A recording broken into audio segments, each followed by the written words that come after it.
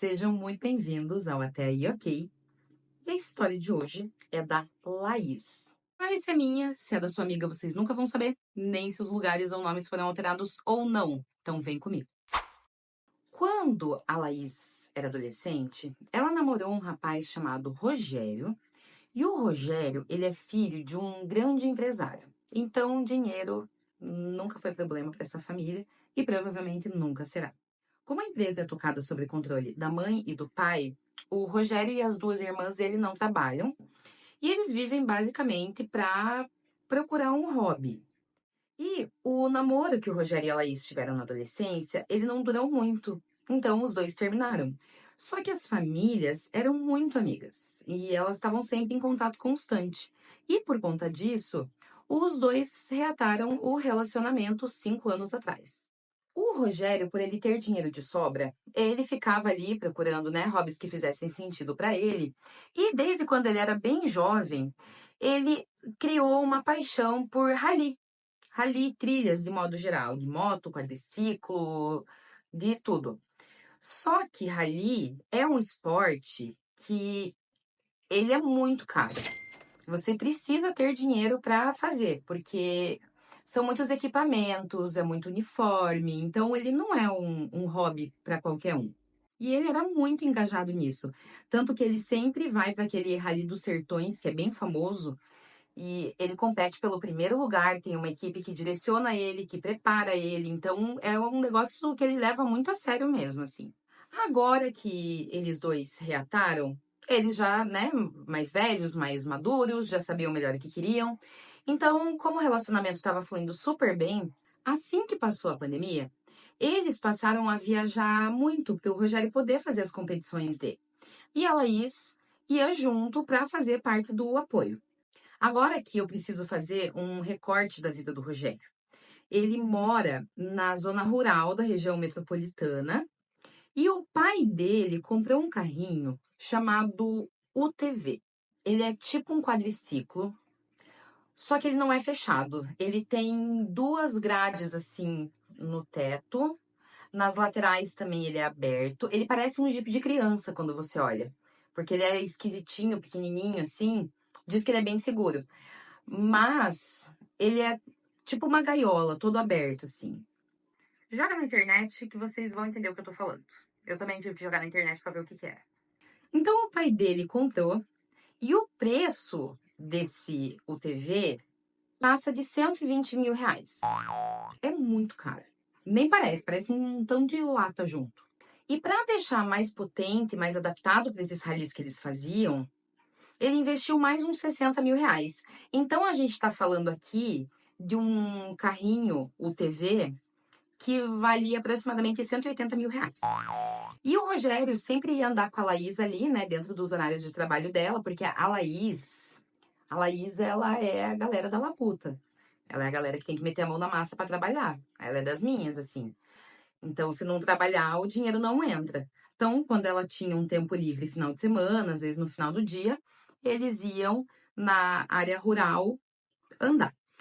E o Rogério convenceu o contador dele, que também tinha bastante dinheiro, a comprar um UTV para que eles pudessem correr juntos ali nessa área rural. E a Laís foi aprendendo a andar também, então eles estavam sempre andando ali em casais. Até que um dia eles foram convidados para participar de umas competições grandes com esse carrinho. Então agora viajava a Laís e o Rogério e o contador dele com a esposa. E nesses campeonatos, a Laís, que já tinha aprendido a dirigir o carrinho, ela começou a competir também na categoria feminina. Só que ela tinha muito medo de velocidade e ela era muito prudente na direção. Ela tomava muito cuidado, porque você dirigir um carrinho de 180 mil reais, xodó da família, qual será que é a sensação de dirigir um carro de 180 mil reais? Não é nem um carro, é um Jeep que parece de criança. Laís, qual é a sensação?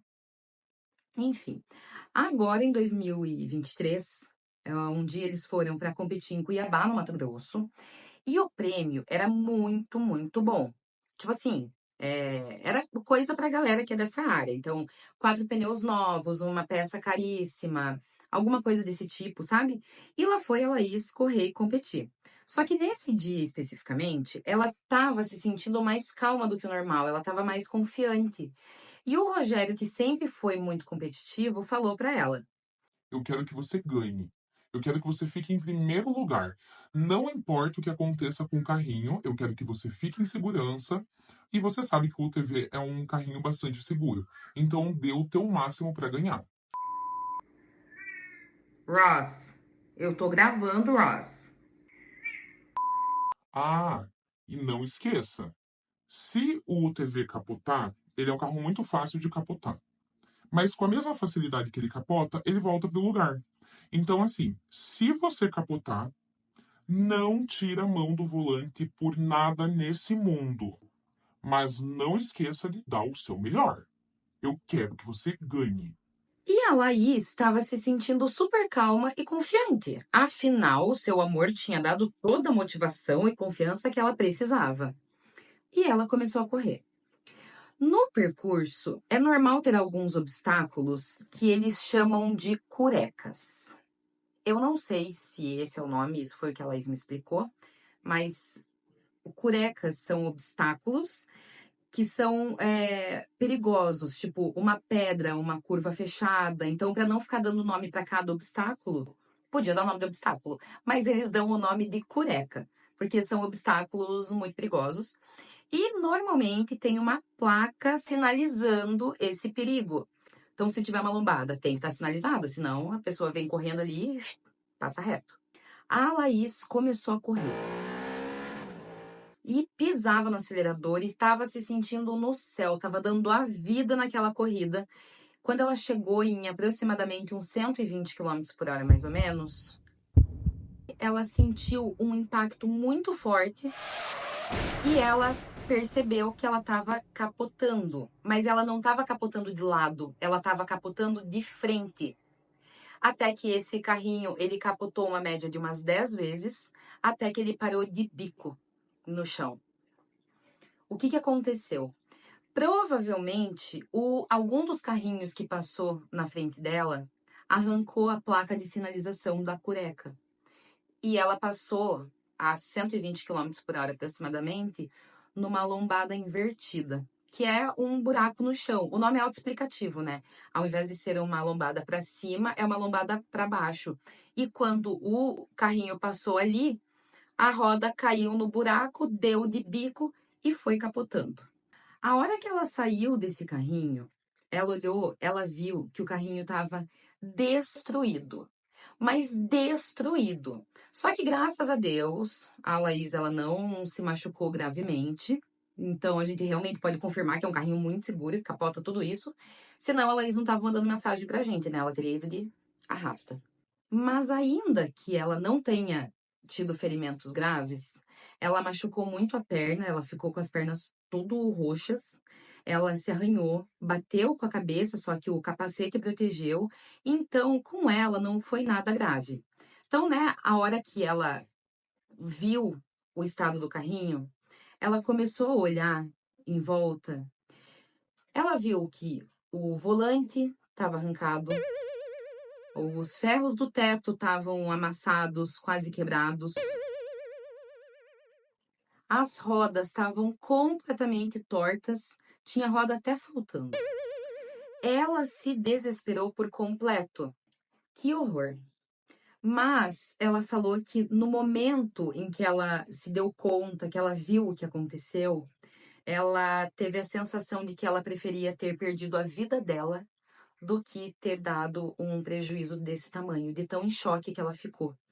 Porque a gente está falando de 180 mil reais com uma menina que é da labuta, que é da mão na massa. Ela não tem o dinheiro que ele tem para estralar o dedo e arrumar. Então, quando ela viu o estado que ficou naquele desespero, ela só chorava e ela pensava que ela venderia o carro dela para pagar. Coitada, não daria nem um quarto do valor, eu acho. Ela faria um financiamento, um empréstimo, tudo que ela precisasse para poder tentar pagar aquele UTV e recuperar esse prejuízo que ela deu. O campeonato foi num sábado de manhã e no domingo à noite ela ainda estava chorando sem parar no avião. Porque o que aconteceu? O que eles fizeram? Para ir até o estado onde aconteceria o campeonato, eles iam de avião E o UTV, os carrinhos, eles iam de cegonha, que são aqueles caminhões que transportam carros. Quando ela bateu, ela não sabe me dizer muito bem a logística, e se ela não sabe, eu sei menos ainda, né? Mas parece que é tipo Fórmula 1, NASCAR, essas corridas. Quando tem algum acidente, para não ficar nenhuma peça ali na pista e colocar as outras pessoas em risco, o que que eles fazem? Eu imagino que eles devem parar a corrida, sinalizar que aconteceu, e ela estava longe do Rogério. E aí o que que eles fizeram? Pegaram o carrinho e não tem o porquê eles levarem o carrinho até o Rogério, porque ele é grande, ele é pesado. Então, eles pegaram o carrinho e levaram direto para a cegonha, para de lá fazer o transporte para a cidade deles.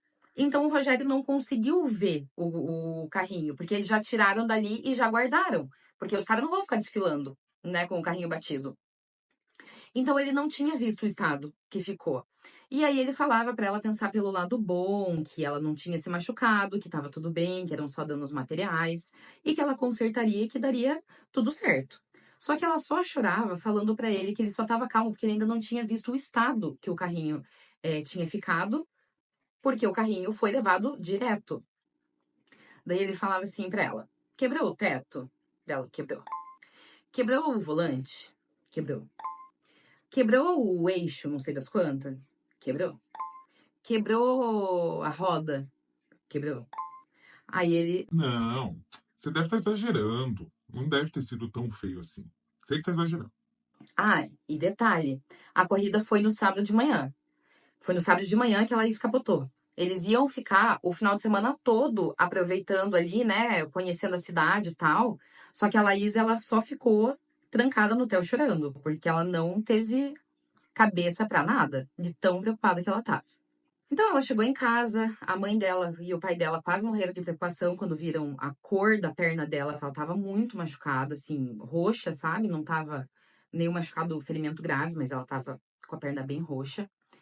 E aí os pais conversaram com ela, né, que tava tudo bem, e agora como que a gente vai fazer pra pagar? Não, mas o Rogério falou que são só danos materiais, que a gente manda arrumar. Mas realmente ficou muito destruído, eu não sei o que fazer. Eis que o carrinho chegou na cidade deles e eles foram lá ver. A hora que esse homem viu o estado do carrinho, ele soltou indignado. Meu Deus do céu, Laís. Como que você conseguiu fazer isso? Nem acidente de profissional faz um estrago desse, meu Deus do céu. E a Laís, que já tinha se acalmado um pouco, voltou a chorar e chorar e chorar. Só para vocês entenderem, o nível de destruição do carrinho foi o seguinte: o carrinho valia 180 mil reais. Eles precisaram vender num ferro velho por 13 mil reais. De tão estourado que ficou, não compensava arrumar. Detonou o carrinho, detonou. E assim, o Rogério, ele escondeu esse acidente do pai dele, porque como que ele ia explicar que a namorada dele destruiu o carrinho de 180 mil?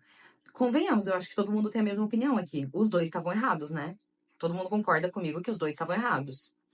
E a Laís, ela passou o resto do ano super nervosa com isso, porque como que ela ia conseguir esconder o xodó da família? Como que ela ia esconder o que aconteceu?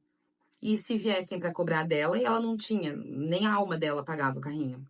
E viramos agora 2024, mas em janeiro desse ano, ela descobriu que o Rogério estava traindo ela, levando outra mulher para casa. Eles não moravam juntos, o Rogério morava com os pais, mas ele levava outra mulher na casa dos pais.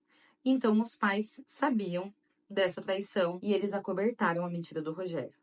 A Laís me falou que eles sempre tiveram e demonstraram muito carinho por ela e que ela não sabe o que foi que aconteceu para que eles encobrissem tamanha traição, assim, né? Tanto dele quanto dos pais. Ela falou que a traição foi bem surreal, que ela vai mandar isso, porque eu não tenho como colocar uma história dentro da outra, senão fica muito longo. Mas ela vai mandar a história aqui, como que foi, porque diz que foi realmente o próprio caos. Então, no fim das contas, eles terminaram e ela não ficou sabendo se os pais dele ficaram sabendo do que aconteceu. Ela não sabe se ele teve que pagar, se compraram um outro. Ela só sabe que até agora, para ela, não deu em nada ainda. E ela não se sente mais tão mal quanto ela se sentia antes, porque ela pensa que ele vingou todo o sentimento que foi traindo ela, né? Então esse foi o jeito mais prudente que ele encontrou de terminar o relacionamento.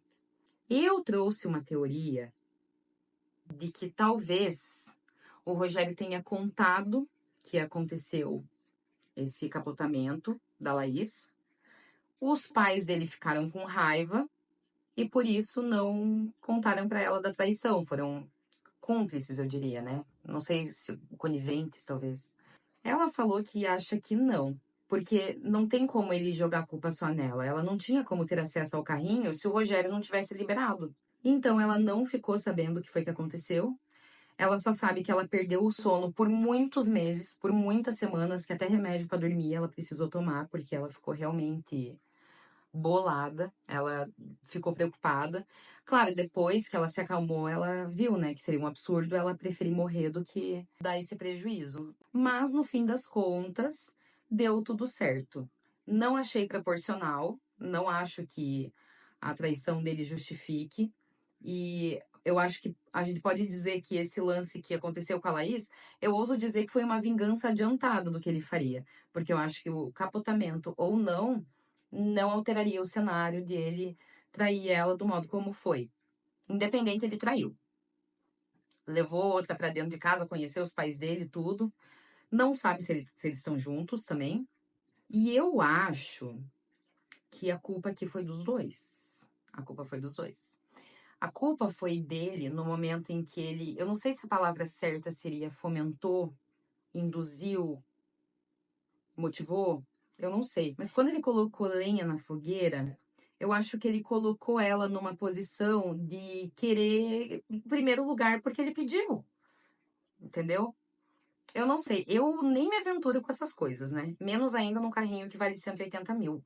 Eu acho que eu só entraria num carro de 180 mil se fosse de carona com o carro desligado, sem velocidade, sem perigo, sem que eu estivesse correndo algum tipo de risco de vida.